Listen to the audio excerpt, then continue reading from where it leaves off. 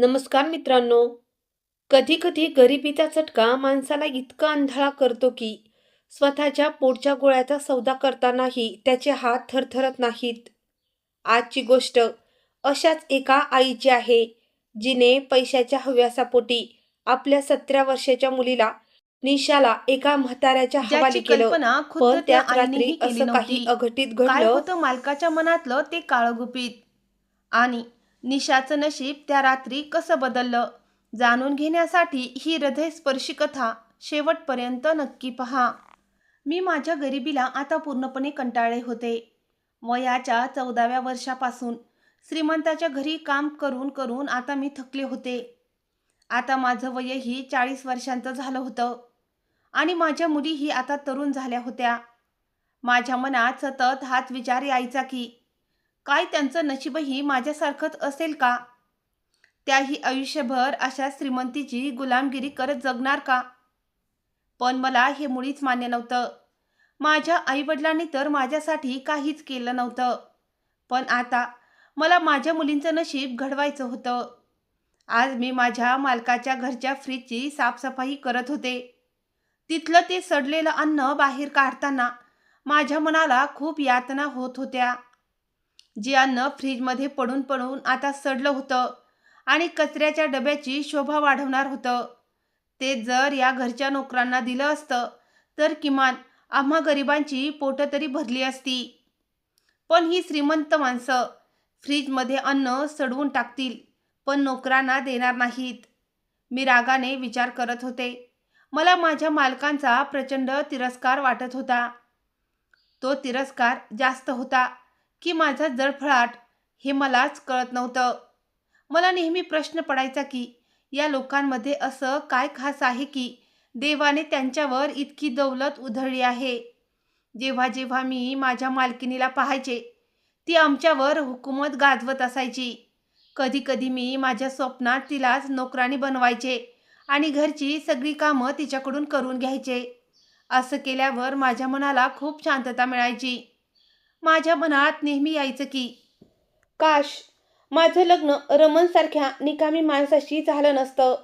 जर माझं लग्न या बंगल्याच्या मालकाशी झालं असतं तर आज मी आणि माझी मुलगी या घराच्या मालकीणी असतो. मी कामातून मोकळी झालेच होते, तितक्यात मालकीण आरडाओरडा करत किचनमध्ये आली आणि म्हणाली, तुम्ही सगळ्याजणी तुमची कामं लवकर उरका आणि माझ्याकडे या. आपल्या घरी खास पाहुणे येणार आहेत, त्यासाठी काही विशेष तयारी करायची आहे. ती हुकूम सोडून निघून गेली. पण माझ्यासोबतच्या इतर नोकरांनी मात्र मालकिनीला खुश करण्यासाठी वेगाने हात चालवू लागल्या. हे सगळं पाहून मला आणखीनच राग येऊ लागला. खरोखरच आजचा संपूर्ण दिवस खूप धावपळीचा होता. मालकिनीने नाना प्रकारचे पदार्थ बनवून घेतले होते. आज घरात नक्की किती पाहुणे येणार आहेत याच विचाराने मी हैराण होते. पण खरा धक्का तर तेव्हा बसला जेव्हा कळलं की मालकिनीचे फक्त 3च पाहुणे आले होते. इतकं सारं जेवण फक्त 3 पाहुण्यांसाठी. हे जेवण जर आमच्यासारख्या गरीब घरी बनलं असतं तर एखादी मुलगी सासरी सुखाने गेली असती. नंतर मालकिनीने आम्हाला सांगितलं की तिची मुलगी सानिकासाठी एक खूप मोठ्या घराण्यातून स्थळ आलं आहे आणि ही सगळी तयारी त्याचसाठी होती. मला सानिकाच्या नशिबाचा हेवा वाटू लागला. काय नशीब होतं या लोकांचं. सानिका एका श्रीमंत घरात जन्माला आली होती आणि आता एका मोठ्या घरातच तिचं लग्न होत होतं. मालकिनीची मुलगी सानिका तशी दिसायला फार काही सुंदर नव्हती, पण तिच्यात नखरा खूप होता आणि ती आपल्या वडिलांचा जीव होती. ते दोघे पती-पत्नी तिच्यावर संपूर्ण जग ओवाळून टाकायला तयार असायचे. याच कारणामुळे ती स्वतःला एखादी परी समजू लागली होती. घरी गेल्यावर मी दिवसभर स्वतःलाच कोसत राहिले. मी जेव्हा माझ्या मुलींकडे पाहायचे तेव्हा त्या सानिकापेक्षा कितीतरी जास्त सुंदर दिसायच्या.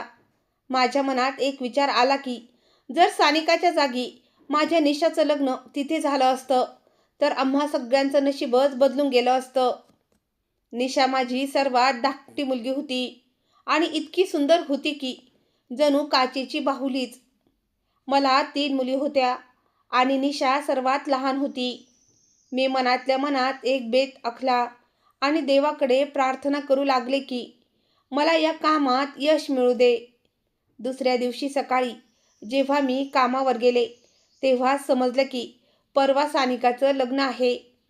पण ज्या मुलीला आपल्या आईवडिलांच्या घरी सगळं काही मिळतं तिला लग्न करून सासरी जाऊन काय करायचंय? खैर, मी सानिकाच्या खोलीत गेले आणि म्हणाले, मॅडम, माझ्या लहान मुलीची खूप इच्छा आहे की तिने तुमच्या लग्नाला यावं.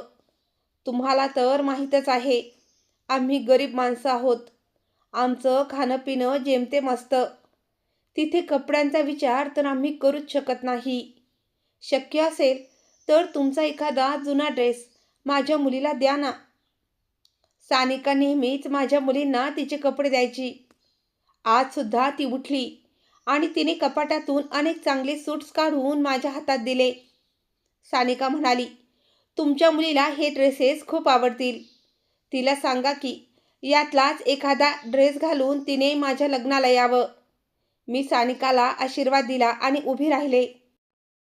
मला नीट माहीत होतं की या श्रीमंत लोकांना कोणाच्या आशीर्वादाची गरज नसते, पण तरीही त्यांना आशीर्वादाचा मोठा हव्यास असतो.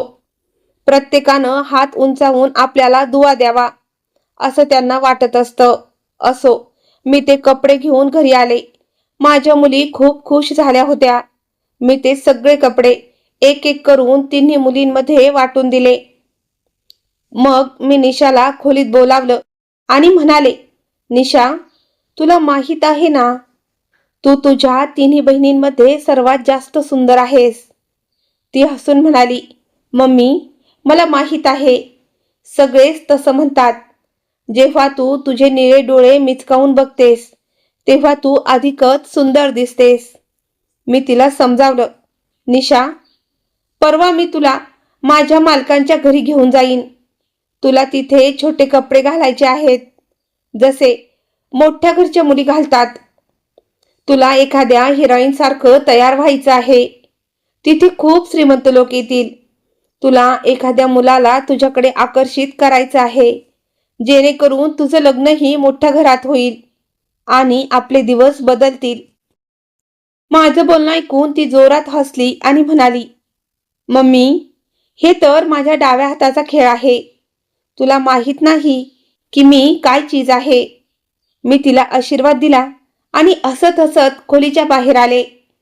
आता तर उठताना बसताना मी देवाकडे हीच प्रार्थना करायचे की हे देवा, माझ्या निशाचं नशीब एखाद्या श्रीमंत घरात लिहून ठेव.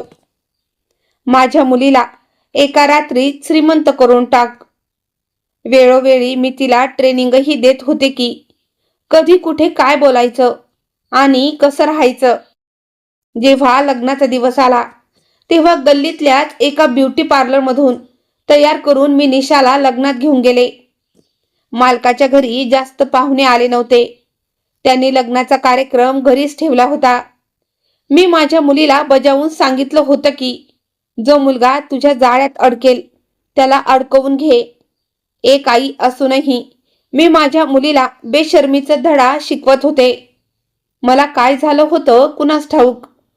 पैशाच्या हव्यासापोटी मी इतकी आंधळी झाली होती की मला चांगलं वाईट काही सुचत नव्हतं. जेव्हा मालक आणि मालकीन समोर आले तेव्हा मी निशाला म्हणाले, मालकिनीच्या पाया पडून आशीर्वाद घे. आनंदाचा प्रसंग आहे, त्या तुला भेट नक्कीच देतील. निशाने खूप सभ्यपणे मालकिनीला नमस्ते केलं, पण मालकिनीने माझ्या मुलीकडे फक्त एक नजर टाकली आणि पुढे निघून गेली. तिला तिच्या नमस्तेचं उत्तर देणंही गरजेचं वाटलं नाही. मालकाने मात्र माझ्या मुलीकडे खूप खोल नजरेनं पाहिलं. ते म्हणाले, काय नाव आहे यांचं? मी म्हणाले, हिचं नाव निशा आहे. मालक म्हणाले, निशा, तू जाऊन कार्यक्रम बघ. मला तुझ्या आईशी काही बोलायचं आहे. त्यांनी सुद्धा माझ्या मुलीच्या हातावर 1 रुपयाही ठेवला नाही. माझी मुलगी खूप फॅन्सी ड्रेस घालून तयार झाली होती. तिचं अर्धवट शरीर उघडं दिसत होतं. त्यावेळी ती एखाद्या हिरोईनपेक्षा कमी वाटत नव्हती. निशाने मला इशारा केला आणि ती निघून गेली. मी सुद्धा पुढे जाऊ लागले तेव्हा मालक म्हणाले, माझं बोलणं ऐक. मी त्यांच्याकडे पाहू लागले तेव्हा ते म्हणाले, तुझ्या मुलीचं वय काय आहे? मी त्यांना निशाचं वय सांगितलं की ती आता फक्त 17 वर्षांची आहे. हे ऐकून ते थोडे अस्वस्थ वाटू लागले. मग म्हणाले, तुझ्या मुलीचं वय तर खूपच कमी आहे. अजून तिचं लग्नाचं वयही नाहीये. लग्नाचा शब्द ऐकताच माझे कान टवकारले. मी म्हणाले, का मालक? काय झालं? तिला अजून कुठलं स्थळही आलेलं नाहीये. मग तिचं लग्न कसं होणार? मालक स्वतःशीच हसले आणि आपल्या हृदयावर हात ठेवून म्हणाले, तुझी मुलगी माझ्या मनाला खूप भावली आहे. खरंच तुझी मुलगी खूप सुंदर आहे. मला तिच्याशी लग्न करायचं आहे. सांग, देशील का तुझ्या मुलीचा हात माझ्या हातात? हे ऐकून मी एकदम अवाक झाले. मी म्हणाले, मालक, तुम्ही तर वयाने तिच्यापेक्षा खूप मोठे आहात. ते हसून म्हणू लागले, हो, वयाने मोठा आहे, पण माझं मन अजूनही तरुण आहे. जर तू तुझ्या मुलीचे लग्न माझ्याशी लावून दिलं तर मी माझी अर्धी संपत्ती तुझ्या मुलीच्या नावावर करायला तयार आहे. मालकाच्या तोंडून हे शब्द ऐकताच माझे डोळे चमकले. मी म्हणाले, मालक, तुम्ही म्हणाल तसंच होईल. तुमची इच्छा असेल तर मी आजच माझ्या मुलीचं लग्न तुमच्याशी लावून देईन. माझं बोलणं ऐकून मालक हसले आणि म्हणाले, तुझा विचार खूप चांगला आहे. असं कर, तुझ्या मुलीला तयार कर. मी म्हणाले, मालक, आज तर तुमच्या स्वतःच्या मुलीचं सानिकाचं लग्न आहे. जर मालकिनीला हे समजलं तर मोठा गोंधळ होईल. माझं ऐकून मालक हसले आणि म्हणाले, माझी पत्नी माझ्या निर्णयाविरुद्ध एक अक्षरही काढत नाही. मी होकारार्थी मांडो लावली आणि पुढे निघाले. मला या श्रीमंत लोकांचं काहीच कळत नव्हतं. जरी आयुष्यभर त्यांचे उष्टी भांडे घासण्यात माझं आयुष्य गेलं होतं. मी घाईघाईनं निशाकडे गेले आणि म्हणाले, इकडे ये आणि माझं बोलणं ऐक. मी डोळ्यांनीच तिला इशारा केला आणि ती माझ्यासोबत चालू लागली. मी तिला एका कोपऱ्यात नेलं आणि म्हणाले, आपण ज्या उद्देशाने इथं आलो होतो तो पूर्ण झाला आहे. माझी मुलगी आश्चर्याने पाहत राहिली. ती म्हणाली, मम्मी, माझ्या डोक्यावर हात ठेवून शपथ घे, तू खरं सांगतेस ना? मी म्हणाले, अगदी खरं सांगते. ती म्हणाली, मम्मी सांग ना, माझ्यासाठी कोणता मुलगा पसंत केला आहे? मी म्हणाले, निशा, तू मालकांना खूप आवडली आहेस. त्यांना तुझ्याशी लग्न करायचं आहे. हे ऐकून ती थक्क होऊन म्हणाली, मम्मी, तुमची इच्छा आहे का की मी त्या म्हाताऱ्याशी लग्न करावं? हा तर खूप तोट्याचा व्यवहार आहे. मला हे अजिबात मान्य नाही. मी तिला समजवण्याचा प्रयत्न केला. माझं बोलणं समजून घे. जर तुझं लग्न एखाद्या मुलाशी झालं असतं तर सगळी संपत्ती तुझ्या हातात यायला वर्षानुवर्ष लागली असती. साहजिक आहे, आई वडील गेल्यावरच मुलांकडे संपत्ती येते. पण इथे तर तू थेट प्रत्येक गोष्टीशी मालकीन बनशील. मालकांनी तुला पहिल्या नजरेतच पसंत केलंय. त्यांनी शब्द दिलाय की लग्नात अर्धी संपत्ती तुझ्या नावावर करतील. ते असेपर्यंत तू ऐश करशील आणि ज्या दिवशी ते देवाघरी जातील तेव्हा तू तुझ्या आवडीच्या मुलाशी लग्न कर. माझं बोलणं ऐकून माझी मुलगी हसली आणि म्हणाली, मम्मी, तुला माहीत आहे का मी तुझ्या सर्व मुलींमध्ये तुझी सर्वात लाडकी का आहे? मी विचारलो, का? ती म्हणाली, कारण मी पूर्णपणे तुझ्यावर गेले आहे. आपल्या दोघींमध्ये काहीच फरक नाही. आपला विचार सारखाच आहे. निशाचं बोलणं ऐकून मी हसले. माझी मुलगी लग्नासाठी तयार झाली होती. मी म्हणाले, निशा, श्रीमंत झाल्यावर आम्हाला विसरू नकोस. आमचा हिस्साही आमच्यासाठी तयार ठेव. ती म्हणाली, मम्मी, तू या गोष्टीची अजिबात काळजी करू नकोस. लग्नाच्या दुसऱ्या दिवशी मी तुला आणि माझ्या बहिणींना या बंगल्यावर बोलावून घेईन. तुम्ही घरी गेल्यावर फक्त आपली पॅकिंग सुरू करा. आम्हा मायलेकींनी सगळी सल्लामसलत करून बेत आखला होता. मी माझा होकार मालकांपर्यंत पोचवला होता. त्यांनी तातडीने पंडितजींची व्यवस्था केली. फेऱ्यांच्या वेळी मालकांनी मला पाहुण्यांसाठी ज्यूस आणायला पाठवलं. त्या क्षणी काम करताना मला माझा अपमान झाल्यासारखं वाटत होतं. आता तर मी मालकाच्या पत्नीची आई झाले होते, मग ते मला काम का सांगत होते? असो, मी ज्यूस घेऊन आले. तोपर्यंत लग्नाचे सगळे विधी पूर्ण झाले होते. मालक म्हणाले, आता तू तुझ्या घरी जा. तुझी मुलगी निरोप घेऊन माझ्या घरी आली आहे. तुझं काम आता संपलं आहे. मी हसून म्हणाले, जशी तुमची इच्छा. असं म्हणून मी तिथून घरी आले, पण माझ्या ओठांवर एक कुत्सित हास्य होतं. मालकांनी मला काय समजलं होतं? मुलीच्या पाठवणीनंतर माझं काम संपलं होतं. माझं काम तर आता कुठे सुरू झालं होतं. अजून तर मला मालकाच्या पहिल्या पत्नीला घटस्फोट मिळवून द्यायचा होता आणि या बंगल्याची मालकीण बनवून हुकूम गाजवायचा होता. मी घरी परतले तेव्हा संध्याकाळ झाली होती. माझा पती रमन कामावरून परतला होता. तो माझ्याकडे बघून म्हणाला, निशा कुठे आहे? आता मला माझ्या आनंदाचं प्रदर्शन करण्याची संधी मिळाली होती.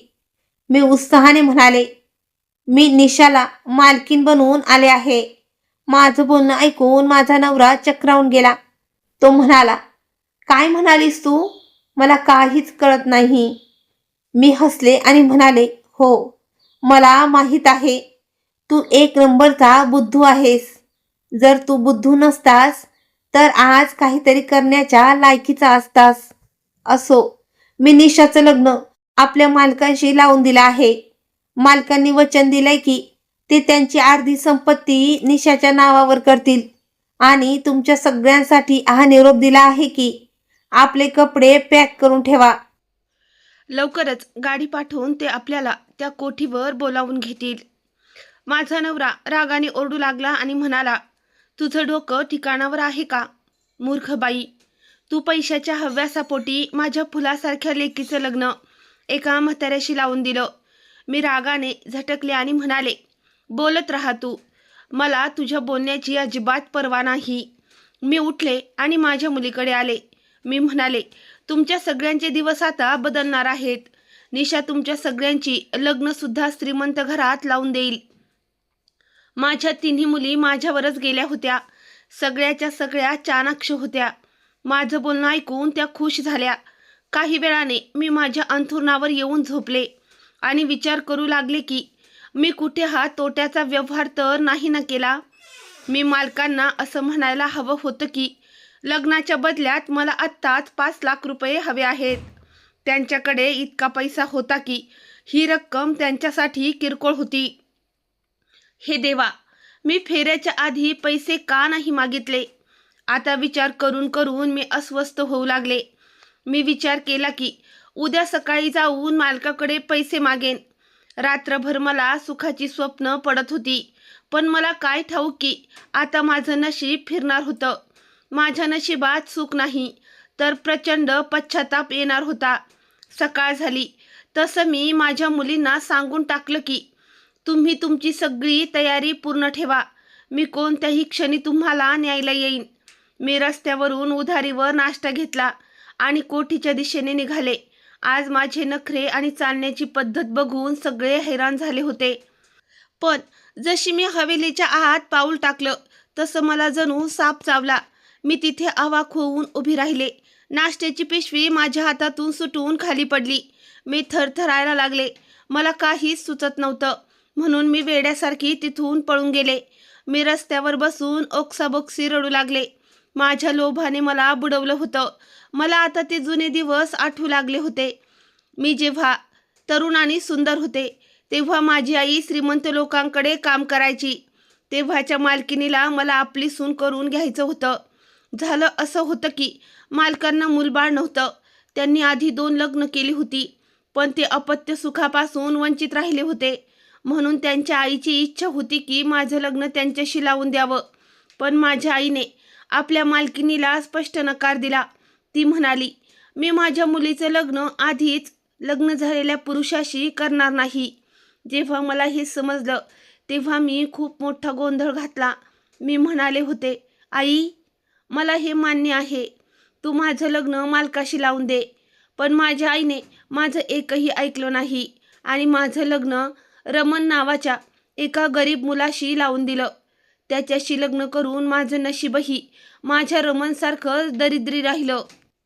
मलाही लोकांच्या घरी काम करायला जावं लागलं. मी माझ्या मुलींसाठी काहीतरी चांगला विचार केला होता, पण जे घडलं ते व्हायला नको होतं. माझ्या मनात राग वाढू लागला होता. माझ्या डोळ्यांसमोर बंगल्यातलं तेच दृश्य वारंवार येत होतं. जेव्हा मी नाश्त्याची पिशवी घेऊन बंगल्यात गेले होते, पण तिथे डायनिंग टेबलवर मालक मालकीण आणि त्यांची मुलगी सानिका आरामात बसून नाश्ता करत होते. त्यांना पाहून असं वाटतच नव्हतं की रात्री त्यांनी सानिकाचं लग्न लावून दिलंय आणि मालकांनी स्वतःचंही लग्न केलंय. सानिका घरगुती कपड्यात आरामात बसून नाश्ता करत होती.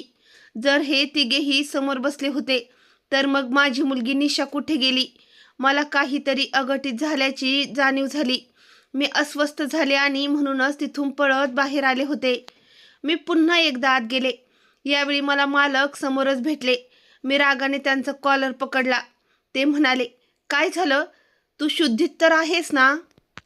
तुला कळतंय का तू काय करतेस?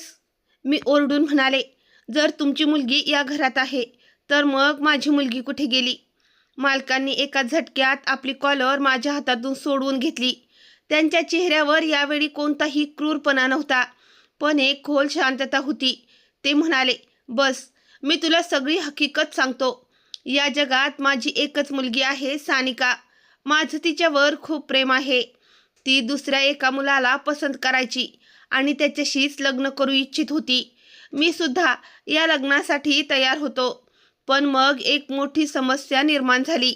गेल्या 10 वर्षात मी जो बेकायदेशीर माल जमा केला होता तो कायद्याच्या कचाट्यात सापडला.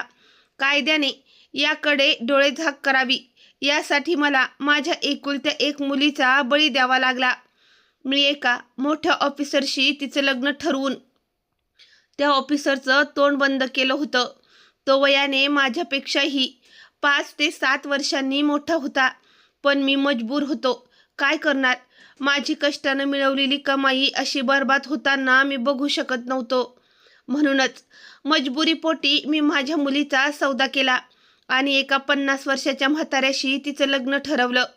लग्नाच्या दिवशी माझी मुलगी माझ्या गळ्यात पडून ओक्साबोक्सी रडत होती. ती म्हणाली, बाबा, माझ्यावर इतका मोठा अन्याय करू नका.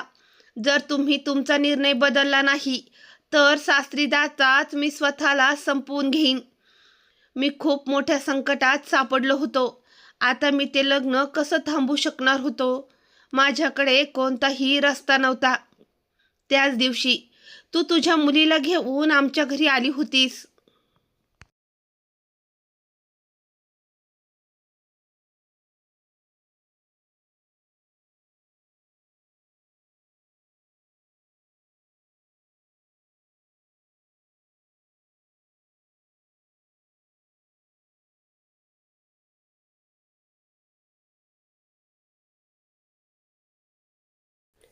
तो ऑफिसर लग्न करून निघून गेला होता.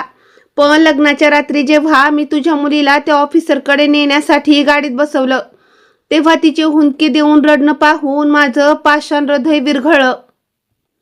निशा मला म्हणाली, काका, तुम्ही स्वतःच्या मुलीला वाचवण्यासाठी मला नरकात का पाठवत आहात? मी कोणाची मुलगी नाहीये का? तिच्या बोलण्यात मला माझ्या सानिकाचा चेहरा दिसला. मला जाणीव झाली की मी किती मोठं पाप करायला निघालो होतो. मी याच वेळी निर्णय बदलला. मी त्या ऑफिसरला फोन केला आणि सांगितलं की मी तुरुंगात जायला तयार आहे, पण मुलांचं आयुष्य उद्ध्वस्त करणार नाही. मी त्याच रात्री निशाला तुझा पती रमन याच्याकडे सुखरूप पोचवून दिलं होतं. मालकांचं बोलणं ऐकताच माझ्या डोळ्यांतून अश्रूच्या धारा वाहू लागल्या. याच वेळी मागच्या खोलीतून निशा आणि माझा पती रमन बाहेर आले. निशाला सुखरूप पाहून मी तिच्या पाया पडले आणि ओक्साबोक्सी रडू लागले. मालक पुढे म्हणाले, तुझ्या लोभाने तुला आंधळ केलं होतं, पण तुझ्या मुलीच्या निरागसतेनं मला एक चांगलं माणूस बनवलं. मी माझे गुन्हे मान्य केले आहेत आणि लवकरच मी पोलिसांत शरण जाणार आहे. प्रायचित्त म्हणून मी निशाच्या नावे एक छोटं कॅफे आणि तुम्हा लोकांना राहण्यासाठी एक सन्मानजनक घराची सोय केली आहे, जेणेकरून तुम्ही मेहनतीची कमाई करून खाऊ शकाल आणि तुम्हाला कोणाची गुलामगिरी करावी लागणार नाही. आज या घटनेला 2 वर्ष उलटली आहेत. निशाचा घटस्फोट झाला आहे. त्या कागदोपत्री लग्नापासून ती मुक्त झाली आहे. मालकांनी दिलेल्या त्या भेटीमुळे आमचं आयुष्य खरोखरच बदलून गेलं आहे. माझी मुलगी आता मोठ्या बंगल्याची स्वप्न बघत नाही, तर स्वतः मेहनत करून स्वतःची ओळख निर्माण करत आहे. निशा तिचं कॅफे खूप छान चालवते. आज मला समजलं की माझ्या आईनं माझं लग्न रमणसारख्या गरीब माणसाशी का लावून दिलं होतं. कारण इज्जतीची भाकरी हीच खरी दौलत असते. आता जेव्हा मी त्या रात्रीचा विचार करते, तेव्हा माझं मन कृतज्ञतेनं भरून येतं की देवाने माझ्या मुलीला वाचवलं आणि मला माझ्या पापांची क्षमा मागण्याची संधी दिली. आता आम्ही खूप श्रीमंत तर नाही, पण खूप सुखी आणि समाधानी आहोत. तर मित्रांनो, ही होती निशाची कथा. कधी कधी आपण ज्याला आपलं नशीब समजतो ते खरं तर आपल्या कर्माचं फळ असतं. निशाने आपल्या निरागसतेनं केवळ स्वतःचं आयुष्य वाचवलं नाही, तर एका गुन्हेगार प्रवृत्तीच्या माणसालाही चांगलं बनायला भाग पाडलं. ही कथा आपल्याला शिकवते की कष्टाची भाकरी ही सुखाची झोप देते, पण चुकीच्या मार्गाने मिळवलेली श्रीमंती फक्त पश्चाताप देते. तुम्हाला ही कथा कशी वाटली? त्या आईने जे केलं ते योग्य होतं का? कमेंट्समध्ये नक्की सांगा. कथा आवडली असेल तर लाईक करा आणि अशाच हृदयस्पर्शी गोष्टीसाठी आपल्या चॅनलला सबस्क्राईब करा. लवकरच भेटू एका नवीन कथेसह. तोपर्यंत काळजी घ्या. धन्यवाद.